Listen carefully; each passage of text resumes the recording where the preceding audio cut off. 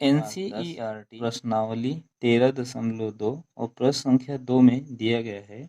एक इंजीनियरिंग के विद्यार्थी रचल ने एक पतली एल्युमिनियम की शीट का प्रयोग करते हुए एक मॉडल बनाने को कहा गया, जो एक ऐसे बेलन के आकार का है जिसके दोनों सिरों पर दो शंकु जुड़े हुए हैं। इस मॉडल का व्यास 3 सेंटीमीटर है और इसकी लंबाई 12 सेंटीमीटर है।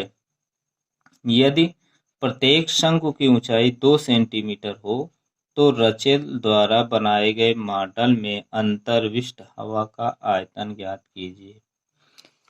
तो देखिए, यहाँ पर एक मॉडल बनाया गया है जो बीच में बेलनाकार है और ऊपरी सिरे पर शंक्वाकार है और निचले सिरे पर भी शंक्वाकार है। इस मॉडल की संपूर्ण ऊंचाई जो दी गई है या लंबाई वो 12 सेंटीमीटर है और इसकी शंकु की ऊंचाई 2 सेंटीमीटर है।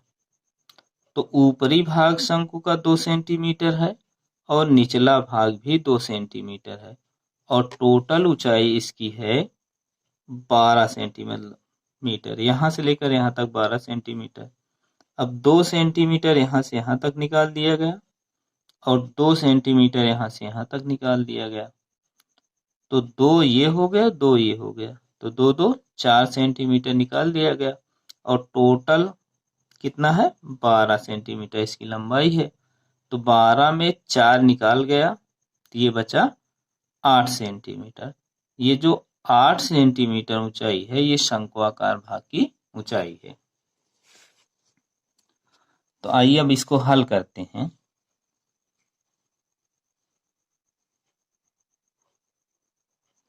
पहले बेलनाकार भाग की ऊंचाई लिख लेते हैं। बेलनाकार भाग की ऊंचाई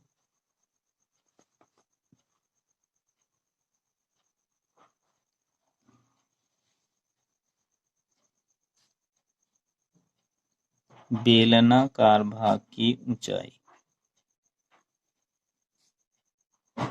कैपिटल एस से व्यक्त कर देते हैं। ये होगा 8 सेंटीमीटर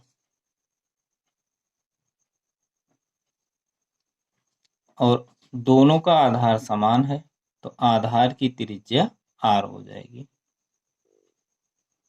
आधार की त्रिज्या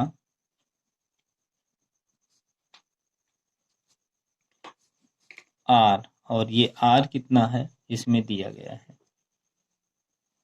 इस मॉडल का व्यास 3 सेंटीमीटर है तो इसकी त्रिज्या हो जाएगी 3 का आधा। चूंकि व्यास की आधी त्रिज्या होती है तो ये त्रिज्या 3/2 सेंटीमीटर हो जाएगी। इसमें कह रहा है बनाए गए मॉडल में अंतर्विष्ट हवा का आयतन। हवा का आयतन निकालना है तो बेलन का आयतन प्लस ये शंकु का आयतन और फिर ये निचले वाले शंकु का आयतन। तो मॉडल में हवा का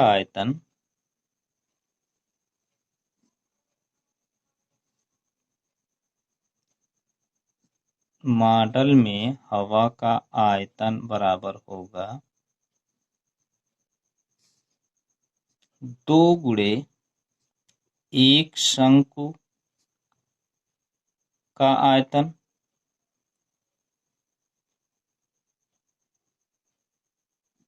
प्लस बेलनाकार भाग का आयतन।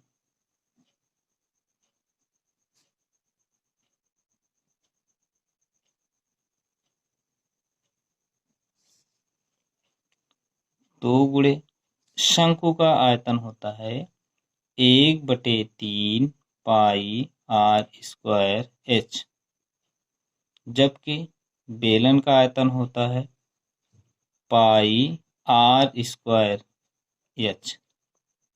इसकी भी त्रिज्या समान है तो इसको भी स्मॉल r से ही व्यक्त करते हैं। पाई r² और लेकिन इसकी ऊंचाई s से व्यक्त की गई है तो कैपिटल H लिखेंगे।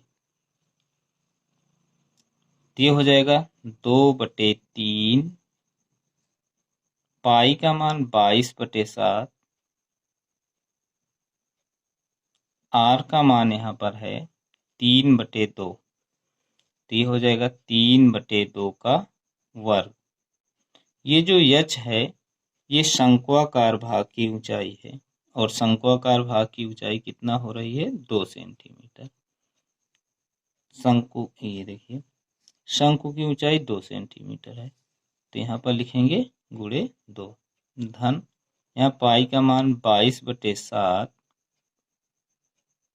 r आधार की त्रिज्या है, आधार की त्रिज्या है 3/2, 3/2 का वर्ग, और इसकी ऊंचाई हो रही है बेलनाकार भाग की ऊंचाई 8 सेंटीमीटर, तो गुणे 8।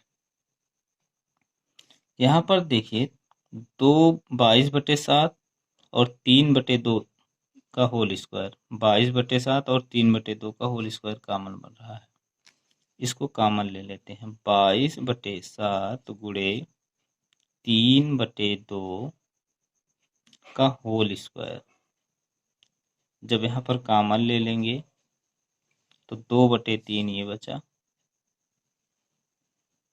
22/7 और 3/2 का होल स्क्वायर निकल गया है,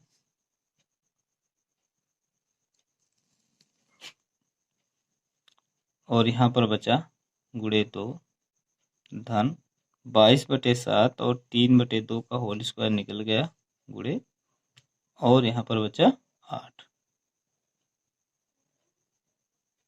सरल कर लें इसको, तो ये हो जाएगा 22/7 गुणे 3 का वर्ग 3 त्रिका 9, 2 का वर्ग 2 दूना 4, ये हो जाएगा 2 दूना 4। अब 3 से 8 में गुणा कर दें तो 3 8 24/3 बराबर 2 से काटिए, 2 1 कम 2, 2 1 कम 2, 2 दूना 4, और 11 से 9 में गुणा करें तो 11 9 99, और 7 दूनी 14 गुणे 24 और 4 जुड़ जाएगा, 24 4 28/3। अब 3 से 99 को काट सकते हैं, 3 त्रिका 9, 3 त्रिका 9, और 14 दूना 28। अब बचा मिला कितना? हमें मिल रहा है यहाँ पे 33।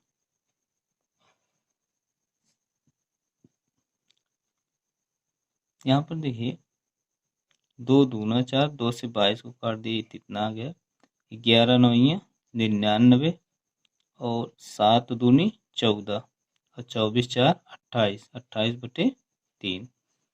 यहाँ 33 गुणे 2 बच रहा है, गुणे 2। अभी हो जाएगा 2 तिहाई 6, 2 तिहाई 6 66, और यहाँ पर सेंटीमीटर दिया गया है, सेंटीमीटर दिया है, और हमें निकालना है आयतन, तो आयतन का मात्रक होता है घन सेंटीमीटर। मतलब इस मॉडल में हवा का आयतन है 66 घन सेंटीमीटर। उम्मीद करते हैं कि प्रश्न अच्छे तरीके से आप लोगों को समझ में आ गया होगा। धन्यवाद। अगली वीडियो को देखने के लिए क्या करना है? हाँ, चैनल को सब्सक्राइब करके बेल आइकन प्रेस करना है। सो प्लीज डू इट यार। मिलते हैं अगली वीडियो में। Till then bye bye, take